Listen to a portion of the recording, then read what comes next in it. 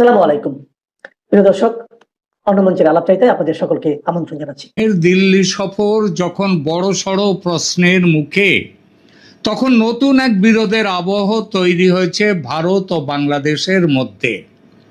যে বিষয়টি পারস্পরিক আলোচনার মধ্য দিয়ে মেটানো হয়েছে গত 5.5 দশক, সেই বিষয়টি আলোচনায় না মিটিয়ে সংঘাতের পথে আদায় করে নেয়ার রাস্তায় হাঁটার কথা বলল বাংলাদেশ। এটাকে চুলকে ঘা করা বলা যায় কিনা সেটা আপনার বিবেচ্য। তবে কথাটা হলো, বাংলাদেশ যদি ভেবে থাকে এ পথে গেলে তার তার হক মিলবে, তাহলে বলতেই হয় এটা বড় ভুল ভাবনা, এবং এর বড় মাসুল কিন্তু গুনতে হবে বাংলাদেশকেই। এটা কেন বলছি এই প্রতিবেদনে বলবো সেটা। চলুন যাওয়া যাক আলোচনায়। বন্ধুরা, আজ ভারত বাংলাদেশ সম্পর্কের আকাশে এবার নতুন মেঘ জমতে শুরু করেছে। বিষয়টা সীমান্ত নয়, বাণিজ্য নয়, শেখ হাসিনাও নন। এবারের বিষয় জল, গঙ্গার জল। আর জল নিয়ে রাজনীতি দক্ষিণ এশিয়ায় নতুন কিছু নয়। পাকিস্তান বহু বছর ধরে সিন্ধু নদের জল নিয়ে ভারতের সঙ্গে বিরোধকে আন্তর্জাতিক মঞ্চে নিয়ে গেছে। World bank, neutral expert, court of arbitration সব দরজাই ব্যবহার করেছে ইসলামাবাদ। লাভ কি কিছু পেয়েছে এ পর্যন্ত? না। এবার প্রশ্ন উঠছে, বাংলাদেশও কি পাকিস্তানের দেখানো সেই পথেই হাঁটতে চাইছে? কারণ বাংলাদেশের জলসম্পদ মন্ত্রী শহীদ উদ্দিন চৌধুরী অ্যানি গত 19 আগস্ট এমন একটি কথা বলেছেন একটি সভায়, যাকে হালকাভাবে নেয়ার সুযোগ নেই।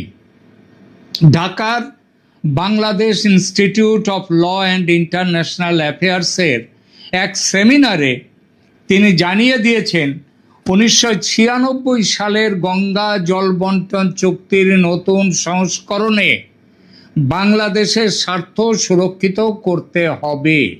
এর মানেটা হলো 1996 সালে শেখ হাসিনার আমলে যে চুক্তিটা হয়েছিল সেখানে বাংলাদেশের স্বার্থ সুরক্ষিত নয়।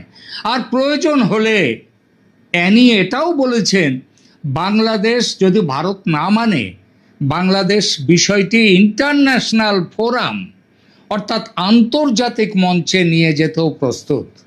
মন্ত্রী বলেছেন, বাংলাদেশের একটি চুক্তি চাই এবং বাংলাদেশের অধিকার প্রতিষ্ঠার জন্য প্রয়োজন হলে আন্তর্জাতিক ফোরামেও যাবে ঢাকা। একই সঙ্গে তিনি দাবি করেছেন, নতুন চুক্তিতে থাকতে হবে কি গ্যারান্টি ক্লজ, গ্যারান্টি দিতে হবে। এখানে প্রথমেই একটা কথা পরিষ্কার করে নেওয়া দরকার, বাংলাদেশের মন্ত্রী সরাসরি বলেননি যে আমরা জাতিসংঘে ভারতের বিরুদ্ধে মামলা করতে যাচ্ছি। তিনি বলেছেন সেটা হলো প্রয়োজনে ইন্টারন্যাশনাল ফোরামে যাবেন।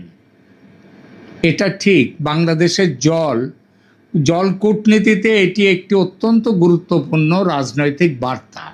কিন্তু কেন এখন এই হুঁশিয়ারিটা দিলেন? যদি বুঝতাম আলোচনায় বসেছেন কিন্তু কোনো জায়গায় মীমাংসা হচ্ছে না, সমঝোতা হচ্ছে না, তখন একটা হুঁশিয়ারি দেওয়ার প্রশ্ন আসতেই পারে যে বাংলাদেশ যাবে আন্তর্জাতিক ফোরামে। কিন্তু এখন কেন? কারণ ঘড়ির কাঁটা চলছে। 1996 সালের 12 ডিসেম্বর ভারত ও বাংলাদেশের মধ্যে গঙ্গার জল বন্টন নিয়ে যে ঐতিহাসিক চুক্তি হয়েছিল তার মেয়াদ 30 বছর, অর্থাৎ ডিসেম্বর 2026-এ বর্তমান চুক্তির মেয়াদ শেষ হচ্ছে। চুক্তির আর্টিকেল 12-এ বলা আছে 30 বছর পরে পারস্পরিক সম্পত্তির ভিত্তিতে এটা রিনিউ করা যাবে। সুতরাং আগামী কয়েক মাস অত্যন্ত গুরুত্বপূর্ণ। বাংলাদেশ চাইছে শুধু পুরনো চুক্তির রিনিউয়াল নয়, মনে রাখবেন শেখ হাসিনা 1996 সালে যে চুক্তিটা করেছেন তার রিনিউয়াল শুধু নয়, আরও শক্তিশালী একটা নতুন বন্দোবস্ত চাই বাংলাদেশের। আর সেই দাবির কেন্দ্রবিন্দুতে আছে কি? একটি শব্দ, গ্যারান্টি। বাংলাদেশ বলছে ভারতকে একটি নির্দিষ্ট পরিমাণ জল দেওয়ার নিশ্চয়তা দিতে হবে। কিন্তু প্রশ্ন হলো বর্তমান চুক্তিতে কি আছে? খুব সহজ করে একটু বুঝিয়ে দিই বিষয়টি। ফারাক্কায় যদি 70,000 কিউসেক বা তার কম জল থাকে, আবার বলি ফারাক্কা যেখানে মুর্শিদাবাদে, যেখানে এখানে সেই ফারাক্কা ব্যারেজ আছে গঙ্গায়, সেখানে যদি 70,000 কিউসেক বা তার কম জল থাকে, ভারত ও বাংলাদেশ পাবে অর্ধেক অর্ধেক। 70 থেকে 75,000 কিউসেক জল যদি থাকে ফারাক্কায়, বাংলাদেশ মানে 70 হলে ভারত পাবে 35, বাংলাদেশ পাবে 35। যদি 70-এর বেশি 75,000 কিউসেক জল থাকে, বাংলাদেশ পাবে 35,000 কিউসেক, ভারত পাবে বাকিটা যতটাই থাকুক। আর 75,000 কিউসেকের বেশি যদি জল থাকে, ভারত পাবে 40,000, বাংলাদেশ পাবে বাকিটা। এর সঙ্গে মার্চ থেকে মে মাসের গুরুত্বপূর্ণ সময়ে মানে শুখা সময়, সেখানে পালা করে উভয় দেশের 35,000 কিউসেক করে জল পাওয়ার ব্যবস্থা রয়েছে বর্তমান চুক্তিতে। আর এখানেই বাংলাদেশের আপত্তি। তাদের বক্তব্য 1977 সালের একটা চুক্তি হয়েছিল মোরারজি দেশাইয়ের সঙ্গে বাংলাদেশের, সেখানে যে ধরনের মিনিমাম গ্যারান্টি ছিল 1996 সালের চুক্তিতে, সেই রকম সুরক্ষা বা গ্যারান্টি বাংলাদেশের জন্য নেই 96-তে। সুতরাং এইবার তাহলে দেখি 1977 সালের সেই গ্যারান্টি ক্লজটা কি ছিল। এই জায়গাটা খুব গুরুত্বপূর্ণ। 1977 সালে মোরারজি দেশাইয়ের ভারত সরকারের সঙ্গে বাংলাদেশের গঙ্গার জল নিয়ে একটা 5 বছরের চুক্তি হয়েছিল। সেখানে বলা হয়েছিল কোনো নির্দিষ্ট 10 দিনে গঙ্গার জল অস্বাভাবিকভাবে কমে গেলেও বাংলাদেশের প্রাপ্য জল সেই সময়ের নির্ধারিত অংশের 80% নিচে নামবে না। অর্থাৎ ধরুন যদি ফারাক্কায় তখন জলস্তর যদি 60% নেমে আসে, তাহলে বাংলাদেশের যে জলটা পাওনা, ধরুন বাংলাদেশের তখন হয়তো এমনি 35,000 মিনিমাম পাওয়ার একটা কথা, তার থেকে যদি সেটা যদি 60% নেমে আসে, তাহলেও বাংলাদেশকে ওই 35,000 কিউসেক জলের 80% নিচে, মানে 35-এর 80% হচ্ছে 28,000 কিউসেকের মতো। সেই 28,000 কিউসেকের কমে জল দেওয়া যাবে না, তাই ভারতের যতটুকুই জল থাক। অর্থাৎ নদীতে জল কমে গেল, তবুও বাংলাদেশের জন্য একটা মিনিমাম প্রোটেকশন জলের ছিল 77-এর চুক্তিতে। প্রাপ্য জলের 80% কমপক্ষে দিতেই হবে বাংলাদেশকে। এই ব্যবস্থার নাম ছিল বিখ্যাত 80 বা 80% গ্যারান্টি ক্লজ। বোঝাতে পারলাম? কিন্তু 1982 এবং 1985 সালের পরবর্তী বন্দোবস্তে তখনও চুক্তি হয়েছিল, সেই ক্লজটা উঠে যায়, অর্থাৎ এই ক্লজটা থাকেনি। আর 1996 এই সময় কারা করেছিলেন চুক্তি? ওই যে 1982 এবং 85-তে তখন ছিলেন হুসেন মোহাম্মদ এরশাদ, হাসিনা নন। 1996 সালের চুক্তিতে 1977-এর সেই একই ধরনের গ্যারান্টি ক্লজও আর ফিরে আসেনি। তাই এবার ঢাকা বলছে নতুন চুক্তিতে আমাদের গ্যারান্টি দিতে হবে, জল যত কমুক আমাদের জল এতটা দিতেই হবে। কিন্তু ভারতের পক্ষে এটা শুনতে খুব মনে হচ্ছে এটা তো ন্যায়সঙ্গত, তাদেরও এটা মনে হতে পারে যে তাদের দাবিটাও তো ন্যায়সঙ্গত, বাংলাদেশের দাবি। কিন্তু ভারতও পাল্টা বলতে পারে যে জল প্রকৃতি দিল না, সেই জল ভারত গ্যারান্টি দেবে কিভাবে? নদীর জল তো কোনো ব্যাংকের ফিক্সড ডিপোজিট নয় যে গেলাম আর ভাঙিয়ে নিলাম। ক্লাইমেট চেঞ্জ হচ্ছে, বর্ষার প্যাটার্ন বদলাচ্ছে, ওপর থেকে জলের ডিম্যান্ড বেড়ে যাচ্ছে, কারণ আমাদের হিমালয় থেকে জল আসছে। সেই জল, গঙ্গার জল যত নিচে নামতে থাকবে তার ডিম্যান্ড বাড়ছে। ভারতের নিজের উত্তরপ্রদেশ, বিহার, ঝাড়খণ্ড, পশ্চিমবঙ্গের কৃষি, পানীয় জল, পরিবেশ সব কিছুতেই চাহিদা রয়েছে, চাহিদা বাড়ছে। সুতরাং বাংলাদেশ যদি বলে যে প্রকৃতিতে জল থাকুক আর না থাকুক আমাকে আমার নির্দিষ্ট জল দিতেই হবে, ভারত খুব স্বাভাবিকভাবেই প্রশ্ন তুলতে পারে ঘাটতির দায়টা একা আপস্ট্রিম কান্ট্রি বা ভারত নেবে কেন? তোমরাও ভাগ করে নাও। 1982 এবং 1985 সালের চুক্তিতে এই জন্যই তো গ্যারান্টি ক্লজ তুলে দেওয়া হয়। 1996 সালে না হয় শেখ হাসিনা ক্ষমতায় ছিলেন, কিন্তু 1982 এবং 85 সালে কে ছিলেন শাসক বাংলাদেশে? হুসেন মোহাম্মদ এরশাদ। ভারত শক্ত অবস্থান নিয়ে এই গ্যারান্টি ক্লজ তুলে দিয়েছে তখন থেকে। সেটা আবার মানবে? প্রশ্নই ওঠে না। বরং 1996 চুক্তিতে যে বেশি জল দেওয়ার কথা বাংলাদেশকে, সেটা আরও কমিয়ে দেওয়ার চেষ্টা করবে ভারত। কারণ গঙ্গায় জল কমেছে আর ভারতের অভ্যন্তরীণ চাহিদা বেড়েছে। ভারত ইতিমধ্যেই নিজের প্রয়োজনে বাংলাদেশকে দেয়া জলের পরিমাণ কম করে দেওয়ার ইঙ্গিতও কিন্তু দিয়েছে। এই পরিস্থিতিতে বাংলাদেশের উচিত ছিল কি? ভারতের সঙ্গে আলোচনায় বসা আগের থেকে, অন্তত বছরখানেক আগের থেকে, যাতে অনেকদিন ধরে আলোচনা চলতে পারে। তা তারা করেনি। এখন ধমকি দিচ্ছে ইন্টারন্যাশনাল ফোরামে যাবে, আন্তর্জাতিক মঞ্চে। আন্তর্জাতিক মঞ্চ মানে জাতিসংঘ, বিশ্ব ব্যাংক, আন্তর্জাতিক আদালত ইত্যাদি। লাভ কি হবে কিছু? প্রথমে প্রশ্ন আসি, এই প্রশ্নটায় দেখি জাতিসংঘ তারা কোনো লাভ দিতে পারে কিনা। এখানে বাংলাদেশের হাতে একটা নতুন কূটনৈতিক অস্ত্র এসেছে, এটা দিয়েছেন মোহাম্মদ ইউনূস। 2025 সালে ইউনূসের আমলে ভারতের সঙ্গে নদী জল নিয়ে ঝগড়া করার জন্য বাংলাদেশ ইউনাইটেড নেশনস ওয়াটার কনভেনশনে যোগ দিয়েছে। দক্ষিণ এশিয়ার প্রথম দেশ হিসেবে বাংলাদেশ এই কনভেনশনে যোগ দেয়।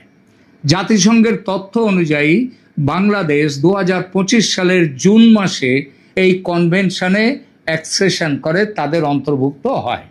এই কনভেনশনের মূল দর্শনটা কি? ট্রান্সবাউন্ডারি রিভার মানে দুটো আলাদা রাষ্ট্রের মধ্যে যে সমস্ত নদী আছে বা আন্তঃসীমান্ত নদীর ক্ষেত্রে সহযোগিতা করতে হবে, যৌক্তিক ব্যবহার করতে হবে, তথ্য বিনিময় করতে হবে এবং এক দেশের ব্যবহারে অন্য দেশের বড় কোনো ক্ষতি যেন না হয় সেটাও দেখতে হবে। ঢাকা, তার যুক্তি হতে পারে গঙ্গা তো শুধু ভারতের নদী নয়, এটা একটা ইন্টারন্যাশনাল রিভার সিস্টেম, অতএব বেসিন ওয়াইড ম্যানেজমেন্ট দরকার। ডেইলি স্টারের রিপোর্ট বলছে ওই একই সেমিনারে এই 19 আগস্ট আসিফ নজরুলও বলেছেন, আসিফ নজরুল বাংলাদেশের ওই বিপ্লবী সরকার মোহাম্মদ ইউনূসের তার বড় একজন, তার আইনমন্ত্রী, তিনি বাংলাদেশকে বলেছেন বাংলাদেশকে বেসিন ওয়াইড ওয়াটার ম্যানেজমেন্ট ফ্রেমওয়ার্কের দাবির দিকে যেতে হবে। এর মানেটা কি?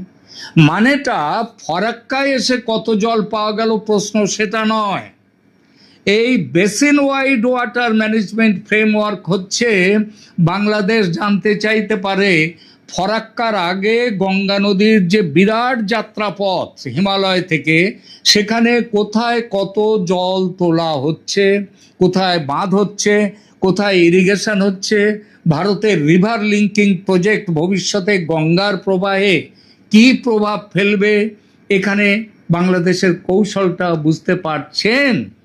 ঢাকা চাইছে আলোচনার ক্ষেত্রটা ফারাক্কার মধ্যে শুধু আবদ্ধ না রেখে বেসিন মানে পুরো জন্ম থেকে গঙ্গা এসছে তার উপরে নজর দিতে হবে বাংলাদেশকে। মানে গঙ্গার উৎপত্তি স্থল থেকে ফারাক্কা পর্যন্ত গঙ্গা জলের যে হিসাব, সেই হিসাব দিতে হবে বাংলাদেশকে।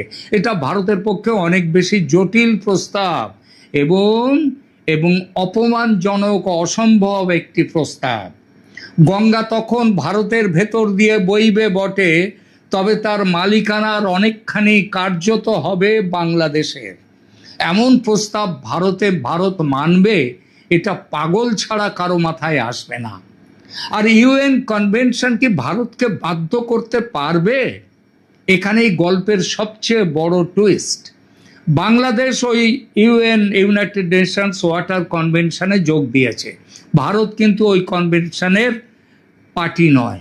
অতএব বাংলাদেশ সদস্য হয়েছে বলেই সেই কনভেনশনের সমস্ত ট্রিটি অব্লিগেশন স্বয়ংক্রিয়ভাবে ভারতের ঘাড়ে চাপিয়ে দেওয়া যাবে এমন নয়। আর এখানেই পাকিস্তানের সঙ্গে বাংলাদেশের মৌলিক পার্থক্য। পাকিস্তানের হাতে কি আছে? তার হাতে যা আছে বাংলাদেশের হাতে তা নেই। 1960 সালে ভারত ও পাকিস্তানের মধ্যে হয়েছিল ইন্দাস ওয়াটার্স ট্রিটি। সেই চুক্তির মধ্যেই ডিসপিউট সেটেলমেন্টের আন্তর্জাতিক ব্যবস্থা রয়েছে। প্রথমে পার্মানেন্ট ইন্দাস কমিশন, তারপর কোনো বিষয়ে যদি মতপার্থক্য হয় তাহলে নিউট্রাল এক্সপার্ট, তার কাছে যেতে হবে। আর ডিসপিউট হলে কোর্ট অফ আরবিট্রেশনের ব্যবস্থা করতে হবে। ওয়ার্ল্ড ব্যাংকেরও একটা নির্দিষ্ট প্রসিডিউরাল রোল আছে। তাই পাকিস্তান ওই কিষানগঞ্জ গঙ্গা কিংবা রাতলে হাইড্রো ইলেকট্রিক প্রজেক্ট নিয়ে আপত্তি তুললে আন্তর্জাতিক আরবিট্রেশন মেকানিজম ব্যবহার করার ট্রিটি বেসড রাস্তা পাকিস্তানের সামনে আছে। পাকিস্তান কোর্ট অফ আরবিট্রেশন চেয়েছিল, ভারত নিউট্রাল এক্সপার্টের পদ চেয়েছিল। কিন্তু 1996 সালের ভারত বাংলাদেশ গঙ্গা চুক্তিতে এমন আন্তর্জাতিক আরবিট্রেশন মেকানিজম নেই। বিরোধ হলে প্রথমে জয়েন্ট কমিটি, সেখানে সমাধান না হলে Indo Bangladesh joint rivers commission, সেখানেও যদি সমাধান না হয় বিষয়টা যাবে দুদেশের সরকারের কাছে। তারপর দুই সরকার মিউচুয়ালি ডিসকাশন করে সমাধান করবে। অর্থাৎ পাকিস্তানের মতো বাংলাদেশ চাইলো আর ট্রিটি মেকানিজম ধরে ওয়ার্ল্ড ব্যাংক বা কোর্ট অফ আরবিট্রেশনে চলে গেল, গঙ্গার ক্ষেত্রে সেই রাস্তা তৈরি করা নেই। এটা বিরাট পার্থক্য। পাকিস্তানের সঙ্গে ভারতের আন্তর্জাতিক সিন্ধু নদী জল বন্টন চুক্তি থাকা সত্ত্বেও পাকিস্তানের ঘুম কেড়ে নিয়েছে ভারত। অপারেশন সিন্দুরের ওই ঘোষণার পর সোজা বলে দিয়েছে সন্ত্রাসের রক্ত আর জীবনের বাঁচাতে জল একসঙ্গে দিতে পারে না, মানে একসঙ্গে বইতে পারে না। অতএব দেব না তোমাদের সিন্ধুর জল। সেখানে বাংলাদেশ জাতিসংঘে নালিশ করলো আর ভারত ভয় পেয়ে সুরসুর করে দাবি মেনে নিল। এমনটা হয়? এটা ভাবা যায়? তাহলে তাহলে কি বাংলাদেশের ইন্টারন্যাশনাল ফোরামের হুমকিটা ফাঁকা আওয়াজ? ফাঁকা আওয়াজ ওটা মোটামুটি ফাঁকাই, নাকের বদলে নরুন পাওয়ার মতো।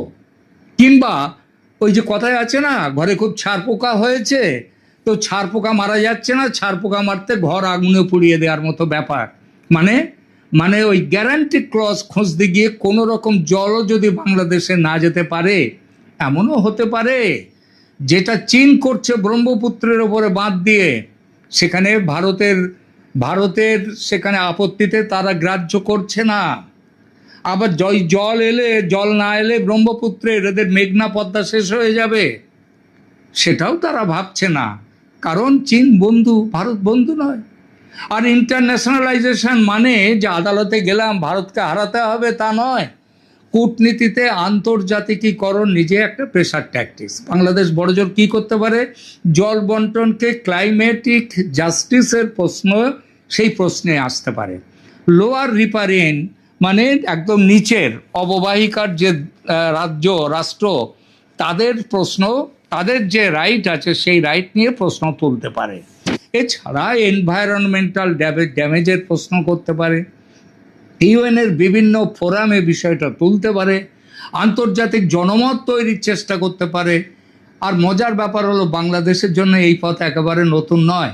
স্বাধীনতার মাত্র কয়েক বছর পর ওই 1976 সালে 75 তো মুজিবুর বঙ্গবন্ধু 15ই আগস্ট তাকে খুন করা হলো।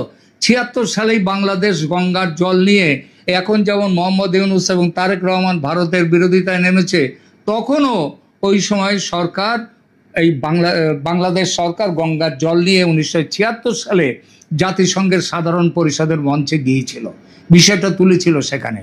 পরবর্তীতে ভারত বাংলাদেশকে আলোচনায় মিটিয়ে নেওয়ার জন্য একটা কনসেনসাস স্টেটমেন্ট হয়েছিল এবং তার পরের বছরই 1977 সালে মোরারজি দেশাইয়ের সঙ্গে চুক্তিটি হয়।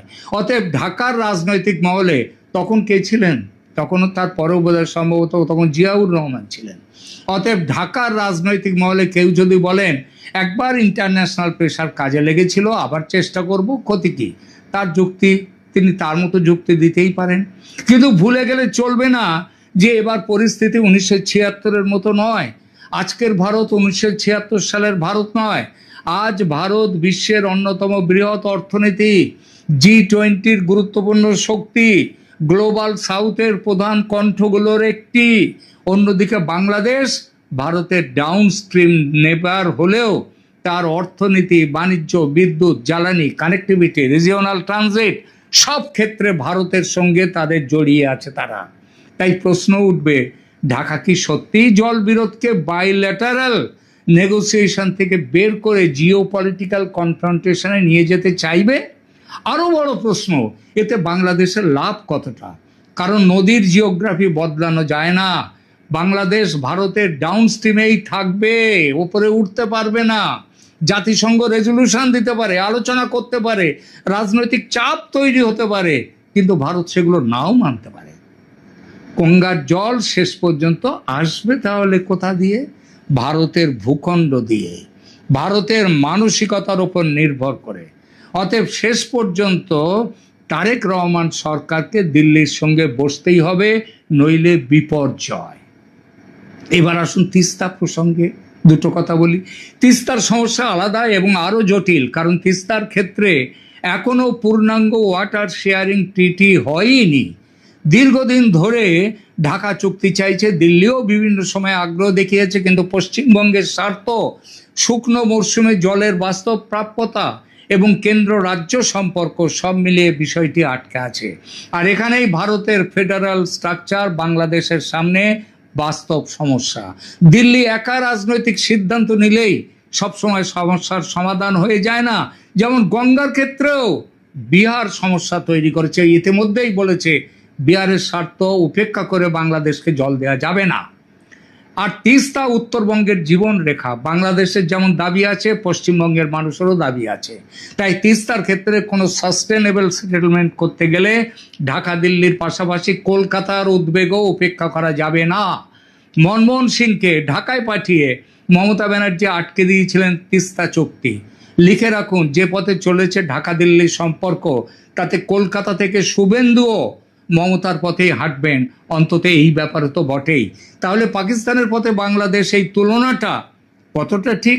আমার মতে কৌশলগত অর্থে ঠিক, কিন্তু প্রয়োগগত অর্থে একেবারেই ভুল।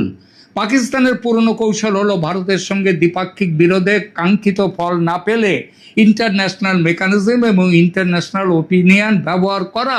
সেটা সেই কাশ্মীর থেকে শুরু হয়েছে, পেয়েছে কিছু, পায়নি। বাংলাদেশের সাম্প্রতিক বক্তব্যেও সেই প্রবণতার আভাস রয়েছে। এ পর্যন্ত ঠিক। ভারতের পায়ে পা লাগিয়ে ঝগড়া করার ব্যাপারে পাকিস্তান আর বাংলাদেশ এক জায়গায় চলে গেছে, কিন্তু আইনি অর্থে এই তুলনাটা একেবারেই ভুল। কারণ পাকিস্তানের ইন্ডাস ট্রিটি আছে, বাংলাদেশের কোনো গঙ্গা ট্রিটি সেই ব্যবস্থা নেই যেখানে ইন্টারন্যাশনাল ডিসপিউট রেজলিউশন মেকানিজম রয়েছে। সুতরাং পাকিস্তান যে দরজা দিয়ে ঢুকতে পারে, বাংলাদেশ সেই একই দরজা দিয়ে ঢুকতে পারবে না। বাংলাদেশকে আগে দরজাই খুঁজতে হবে, খুঁজলেও পাবে না দরজা, কারণ দরজাই তো নেই। আর ভারত, আমার ধারণা ভারত প্রথমেই কনফ্রন্টেশনে যাবে না, যায় না ভারত, কারণ কূটনীতিটা ভারত বোঝে। দিল্লি বলবে আসুন বসুন আলোচনা করুন, টেকনিক্যাল ডেটা দেখুন, বাস্তবে কত জল আছে দেখুন, তারপর নতুন ফর্মুলা তৈরি করা যাক। কারণ ভারতের স্বার্থ চুক্তি ভেঙে দেয়া নয়। বাংলাদেশের সঙ্গে গঙ্গার জল নিয়ে কোনো এগ্রিমেন্ট না থাকা ভারতের পক্ষেও ডিজায়ারেবল নয়। কিন্তু দিল্লি এমন কোনো গ্যারান্টি দেবে না যাতে ভবিষ্যতে প্রাকৃতিকভাবে জল কমে গেলেও ভারত ট্রিটি ভায়োলেশনের দায়ে পড়ে। অর্থাৎ ভারত বলবে ওসব গ্যারান্টি ফ্যারান্টি নয়, ডিস্ট্রেস মেকানিজম, শেয়ারিং মেকানিজম হবে বড় জোর। জল বেশি থাকলে দু দেশ ভাগ করবে, জল কমলে শর্টেজও দুটো দেশই ভাগ করে নেবে। বন্ধুরা, গঙ্গার জল নিয়ে আগামী কয়েক মাসের আলোচনা শুধু জল বন্টনের আলোচনা নয়, এর মধ্যে মিশে থাকবে ভারত বাংলাদেশের সামগ্রিক সম্পর্ক, বাংলাদেশের ডোমেস্টিক পলিটিক্স, পশ্চিমবঙ্গের স্বার্থ, ক্লাইমেট চেঞ্জ, আন্তর্জাতিক নদী আইন এবং দক্ষিণ এশিয়ার জিও পলিটিক্স। ঢাকা এবার বার্গেনিং টেবিলে বসছে না, বসার আগেই জানিয়ে দিচ্ছে আমরা ইন্টারন্যাশনাল ফোরামে যেতে পারি। যান, তবে এটা মনে রাখবেন, একই বাংলাদেশ ওরা প্রেশার ট্যাকটিক্স দিচ্ছে, আর ভারত দয়ালু বটে, তবে বোকা নয় যে বলবে আও বাহেল মুঝে মার দো, ছাড় তুমি এসে আমাকে গুতো, এটাও ভারত বলবে না। সুতরাং বাংলাদেশের মাননীয় মন্ত্রী অ্যানি সাহেব এবং পূর্বতন আইন উপদেষ্টা আসিফ নজরুল সাহেব, এখনো সময় আছে, আপনাকেও দেশটারও যদি বাঁচাইতে চান, যদি শুকিয়ে না মরতে চান, তবে আলোচনার টেবিলে আসুন, বসুন ভারতের সঙ্গে। আলোচনার মধ্যে দিয়ে বেরিয়ে আসুক সমঝোতার ফর্মুলা। তা যদি না করে বসে থাকেন গোঁ ধরে ঢাকায় আর ভারতকে ল্যাং মারার ফন্দি আঁটতে চান, তার ফল কী হবে জানেন? আমও যাবে, ছালাও যাবে। 1996 চুক্তিতে যে জলটুকু পাচ্ছেন, এখন যে জল পাচ্ছেন সেই জলও পাবেন না। কেউ আপনাদের বাঁচাতে পারবে না। কোনো জাতিসংঘের বাবা এসে আপনাকে বাঁচাতে পারবে না। তাদের ক্ষমতা নেই বাঁচাবার। অতএব সাবধান। এখনকার মতো এটুকুই।